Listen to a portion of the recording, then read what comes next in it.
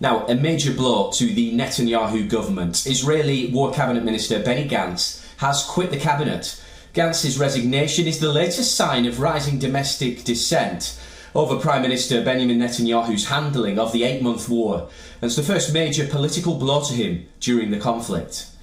His departure means that Netanyahu will lose the backing of a centrist bloc that has helped broaden support for the government in Israel and abroad.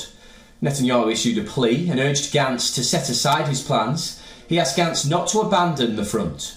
However, Benny Gantz's departure will not endanger the majority in Parliament of 64, seats in the 120-seat Knesset held by the ruling right-wing coalition. Now, the War Cabinet Minister's resignation was expected ever since he gave Netanyahu a June 8th deadline to come up with a clear day after strategy for Gaza.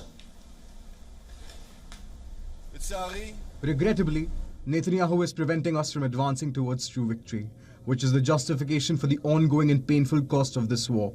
That is why we are leaving the emergency government today with a heavy heart but with full confidence. The Israeli minister's resignation came after the IDF fought gun battles with Hamas militants in central Gaza's crowded Nuseirat refugee camp area as they swooped in to free 4 captives. Following in Gantz's footsteps, National Unity Party's Gadi Eisenkot has also resigned from the government and stepped down from his War Cabinet observer post. According to him, Netanyahu's War Cabinet has been paralysed by outside considerations. The IDF claimed that the extradition team and the captives came under heavy gun and grenade fire, which killed 1 police officer, while Israel's Air Force launched strikes that reduced nearby buildings to rubble. Hamas's armed Al-Qassam brigade said that 3 hostages were also killed in Israel's hostage rescue operations, which the IDF denied. The health ministry in the Gaza territory said that 274 people were killed and 698 wounded in what they claimed as the Nuseirat massacre. Are you talking about 210 martyrs to claim that you freed hostages? Netanyahu, do you believe yourself that you freed prisoners? Do you destroy a whole house and kill 210 martyrs to free hostages? Meanwhile, the Russian family of a rescued Gaza hostage has reunited with their son. That's after 8 months of Hamas captivity. 27-year-old Andrei Kozlov was taken hostage from the Nova Music Festival on October the 7th, where he was working as a security guard. Kozlov was one of 4 hostages rescued from central Gaza in what Israel said was a special operation held under intense fire from Hamas militants. We are very happy to see that he is healthy. He looks healthy, looks happy. He is infinitely happy that he is back home. We are infinitely happy to see him. He laughs, he jokes, he enjoys communicating with all of us, with his family, with doctors, with the people who surround him. He is open to communication. He told us that every day in captivity he thought about his family and those people who were close to him. These thoughts helped him survive, and these thoughts helped him stay alive, healthy and sane in his own mind. According to Israeli authorities, 116 hostages remain in Gaza, more than 40 of whom have been declared dead. Meanwhile, in another development, the commander of the Israeli Army's Gaza division announced his resignation on Sunday over his failure to protect Israeli military bases and settlements during the October 7th Hamas attack. He's not the first senior commander in the Israeli army to have resigned. In April, the head of the army's military intelligence directorate resigned over the October 7th failures. Amid the raging battle in Gaza, the US has once again urged Israel to operate differently, to avoid the loss of innocent lives, as it carries out missions like the one that rescued the 4 Israeli hostages, but did result, of course, in the deaths of numerous Palestinians. We are concerned about every loss of life, including in this operation. Anytime civilians are killed, we're concerned. Of course we are.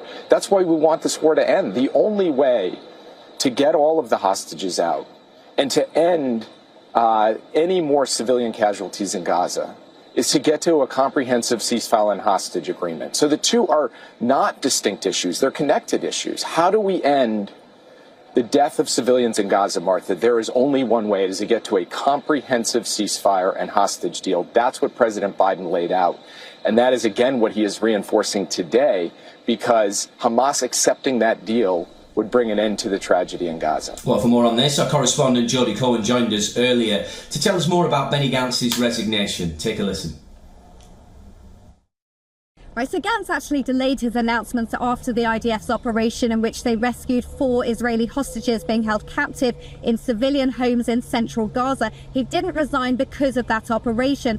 In his announcement, Gantz outlined his vision, which appears to be in line with President Biden's vision for the region. Gantz urged for elections in the fall, and it's worth noting that Gantz was losing support in recent polls by staying in the coalition.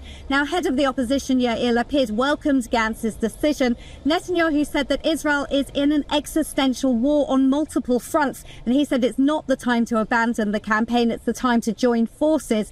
The move won't topple the government. The coalition still has a majority, but it does mean that Gantz has left the war cabinet, which is the decision-making body for the war. Now, this could have implications for policy. That's because ultra-nationalist Itamar Ben-Gvir wants Gantz's seat in the war cabinet, and it remains to be seen what Netanyahu will do with that.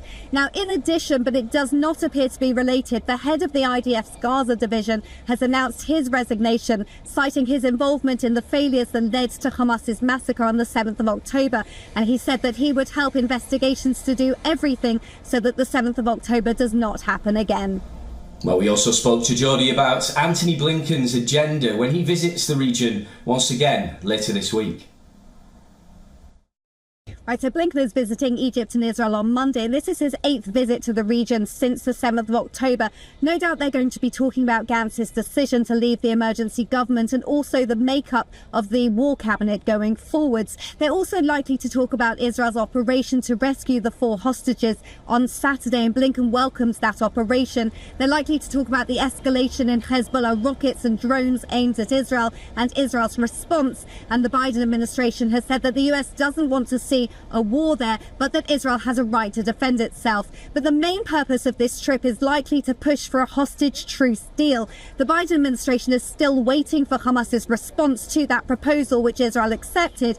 The ultra-nationalists in Israel's coalition oppose this deal. Their concern is that Hamas would stay in power on Israel's border. But Benny Gantz and Yair Lapid have said that they would back the deal from the opposition, and Blinken has said he's repeatedly called on Hamas to accept this deal.